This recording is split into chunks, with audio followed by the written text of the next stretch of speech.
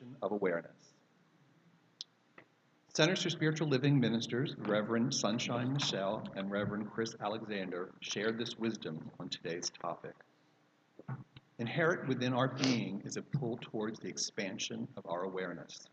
We have an innate curiosity and drive to understand life and our connection to it. When we engage in spiritual practices in any form, we naturally expand our awareness and deepen our connection to life, which in turn enhances our consciousness and develops our spiritual acuity. Ascension and elevation of our awareness become a natural way of being. Life holds purpose and meaning that goes beyond what we can see. We are increasingly drawn to explore the inner landscape of our spiritual calling, pursuing an awakening and truth. Regardless of our level of the spiritual journey, there's always room for further growth and expansion in God. We are constantly elevating our awareness as we pursue life's mission and purpose through self-discovery. And then it says, affirm together.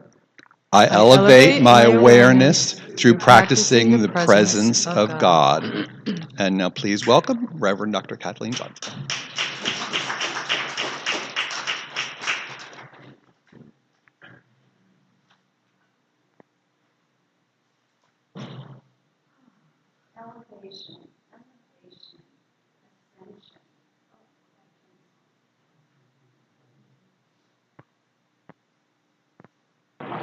Elevation and ascension. There we go. That beautiful quote just really tied everything together so beautifully on what I'm going to be offering today. So I just want to continue to go deeper into this idea of transcendent purpose. Our transcendent purpose that is beyond and encompassing all those other areas of our lives where we have a sense of purpose. A sense of purpose that rises up out of our very being, which is our true self. Discovering and delivering our divinity to the world. Just as we did earlier today when we stood and we proclaimed the gifts or the gift that we're bringing today. That's our inner splendor, our inner divine, seeking greater expression. And every time we do that, we elevate the consciousness that we bring forth to the world. And it's such an amazing gift, such a gift. And we all give it in different ways, our own unique way of giving, which makes this beautiful, delicious tapestry of life so enriched. I'd like to begin with a story. There was a woman who was so eager, like all of us, to discover all of the secrets of life. And so one day, she was awake, aware, ready to capture any little bit of information from what her experiences were. And so she was walking along the beach one day, a beautiful sandy beach, and she found a sponge all collapsed and dried out from the sun. Everybody experienced that before, a collapsed sponge. And so she decided to pick it up and wade into the ocean up to her waist and then just let the water get into the sponge and expand it. So it expanded. And all of a sudden, this little fish wiggles, awakens, comes to life, comes out of it, and then swims away. And suddenly, she was aware she had just discovered a secret of life.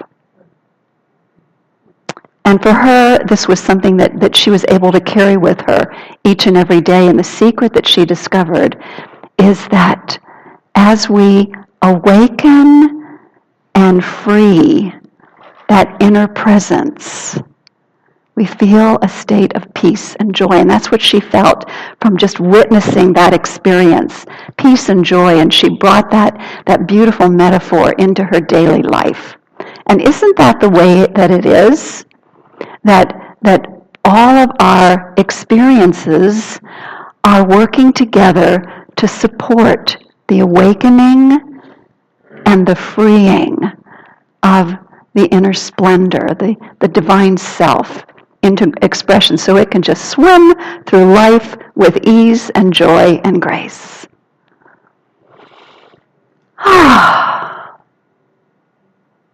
And so as we talk about this idea of elevation of consciousness, let's remember to continue to watch and witness those little moments in life from nature, from our interactions with others, that give us those little nuggets of information that will help us to elevate. And of course, there is then the other aspect of this, which is a commitment. We talk about this all the time, a daily commitment to spiritual practice, meditation, prayer, visioning, journaling, mindfulness, and then not only that, but keeping that alive throughout our day, that present moment awareness, so that we can capture those beautiful moments that inform us so beautifully. I'm going to take a peek at what I have next here. Blinders. Using and removing blinders. So as we stay dedicated to our spiritual practice, having a single-minded focus is so important. It's like, okay, this is the priority for my day today, is to start my day with some sort of spiritual practice so that my entire day can be uplifted. I can start with elevated consciousness. And so in some ways, it's like putting on blinders. Putting on blinders in some ways so that we can prevent the distraction of our own inner noise and the distraction of things going on in the world, so that we can continue to stay focused on that which nourishes us and supports us as we move throughout our day. Whatever that is, that beautiful sense of purpose. We talk about the transcendent purpose, that awareness of the inner guidance that takes us each and every step of the way. And then there are times when we receive the guidance while we have the blinders on and we're really focused on our intentions to be present, to be committed to our spiritual practice. Then there's a time to take away the blinders. And, we'll receive the guidance when that is too, and take in the full landscape of life. And then suddenly we begin to see life with new eyes. Take a moment and look around the room and see the beauty that surrounds you as all of these wonderful people, seeing with those new eyes, that eyes of spiritual acuity and spiritual awareness, elevated awareness. Wow. There's a big wow. The miracle of finding people who are on the spiritual path and dedicated like we are, our beloved community. I'm getting God bumps just thinking about it and just being with all of you. So there's a time for the blinders and there's a time to remove the blinders. We just removed the blinders and looked around and took it all in. So there's that. And then there is the sprouting and budding. So listening to spirit and acting on inner messages is like planting a garden, planting a seed in a garden or seeds in a garden. And so so as we really practice that deep inner listening, this is about elevating consciousness, but that deep inner listening, that helps us to catch the seeds that are flying around, that spirit is available in the mind of spirit. So we catch these new ideas, these seed thoughts, these visions. Visioning is a beautiful practice for doing that, for catching those seeds of inspiration. And then when we decide to follow through and act upon it, then what we're doing is we're planting the seed. The seed is getting planted into the ground. And then we continue to listen so that we take inspired action each and every step of the way. We're moving forward. We're listening. We're nurturing that seed. We're nurturing it with our faith. Actually, it takes faith to continue to turn within and listen when we don't see any signs of that seed blossoming and growing or even sprouting. So this is a practice in faith and trust. We are elevating our consciousness through going within, listening, and practicing faith that seed is being nurtured and brought into being by something that we call universal law. But it takes our faith, it takes the watering of our faith for that to happen.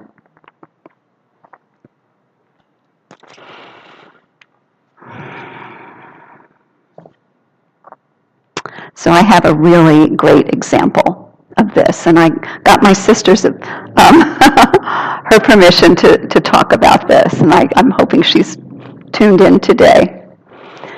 So again, these nudges, these little nudges that we get from inner guidance are so important to listen to. My sister, as many of you know already, is moving up here. She's moving the first week in October. Her house is under contract. It's moved through almost all of the pieces. You know, there's just the people getting their mortgage is the last step. So she's really moved through a lot of opportunities. She's had lots of opportunities to deepen her consciousness, to elevate her consciousness through all of the different things that we prayed for and that have unfolded. You know, when we pray, the type of prayer that we use, we're capturing and planting seeds at the same time. It pulls the whole thing all together. So with the help of prayer with Michelle and I, with our practitioners, lots and lots and lots of miracles have unfolded in her life. Well, the last one that hadn't quite happened yet was she has a feral cat colony that she's taken care of for many years. And that colony is near and dear to her heart. She's got them spayed and neutered. She feeds them. If there's some sort of injury or something, she'll take them to the vet and then return them to the colony. So it's so adorable. And I would go down there. They'd all be sitting all around her place, waiting for her to come home. Waiting for us to arrive home. For the water, for the food, etc. So no one had come forward yet to feed her cats.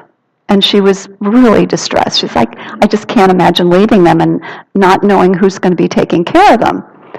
So she'd asked various neighbors, that she thought might do it, and they're all like, no, we don't want to take on that responsibility. So she decided to take a walk on Friday, this past Friday, through her neighborhood. And there's a young couple in the neighborhood who has 2 kids, 2 dogs, very busy people.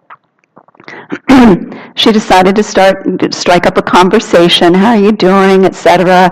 And then she let them know she'd be moving the first week in October. And immediately they said, well, what about the cat colony? And she said, well, yeah, that's something that's been very upsetting to me. I've tried contacting different people, and I've even contacted some of the animal shelters to see if they had ideas. And she said, and nothing has happened yet. And they said, well, we'll take care of them. And what she said to me, I'm sure, can you imagine the emotion that comes up when you finally, it's like there's the answer? So the little nudge was to talk to the neighbors, to let them know she was moving, and for them to bring up the cat colony. That was the little inner nudge, the little bit of inner guidance. And she said the interesting thing is they were the last people that she would have asked because they have so many responsibilities.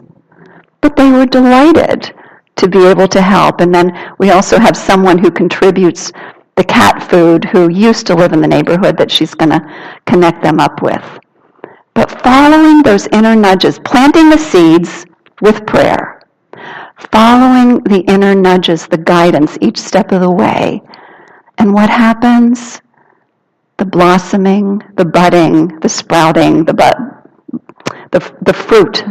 It bears fruit, and what we call answer to prayer or demonstration in our spiritual teaching. Let's breathe. Let's breathe.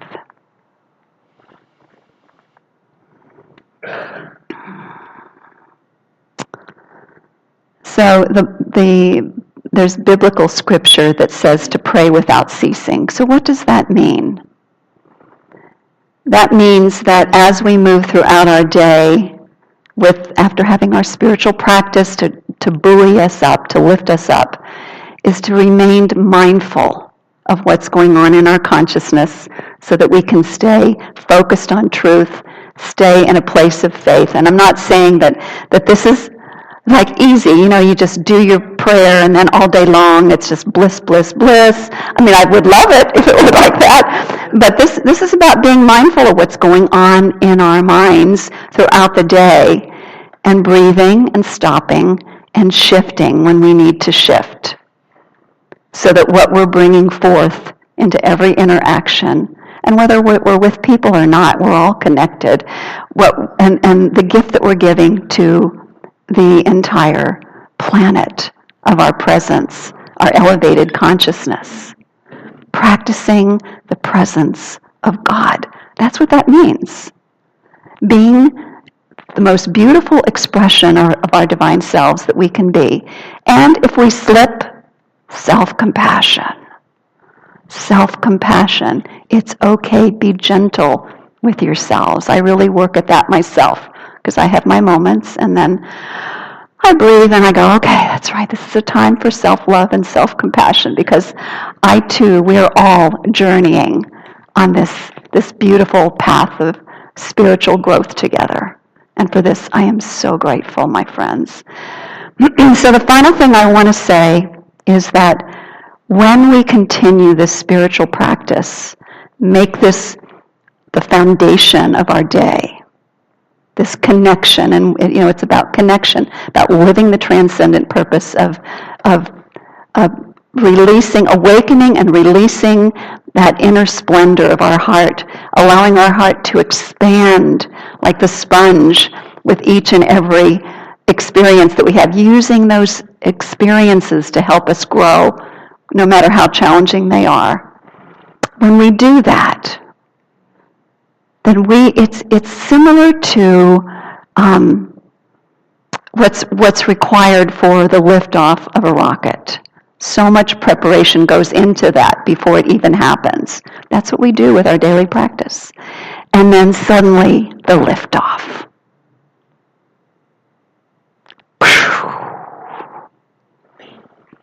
Yeah. And then that presence, that elevated consciousness of love, peace, joy, infuses every single thought, word, and action that shows up within us. And that is living our transcendent purpose. So, my friends, let's turn within and give thanks for this beautiful present moment, this life that we get to live, this community that is a beautiful, nurturing presence for all of us, the spiritual teaching that uplifts us each and every time that we delve into it, this awareness that we are the way. And we are the way through which light flows, the light and the love of God. We are here for God. We are here for that glorious, magnificent presence to reveal itself through us moment after moment and day after day. And so I'm just knowing that we are preparing, we are nurturing that connection each and every day, realizing how precious that is for each one of us and the gift that we're giving to the world. A world that works for all, a world in which we are providing these beautiful seeds of light and health and well-being and abundance of every good. So it is with a grateful heart that I accept the planting of the seeds of this prayer into the beautiful, fertile soil of the universal law of mind. I'm releasing it, planting it, covering it over, patting it down, and letting it be, and watering it with my faith. And so I invite us to accept this with me with a powerful yes, and so it is. Thank you, my friends.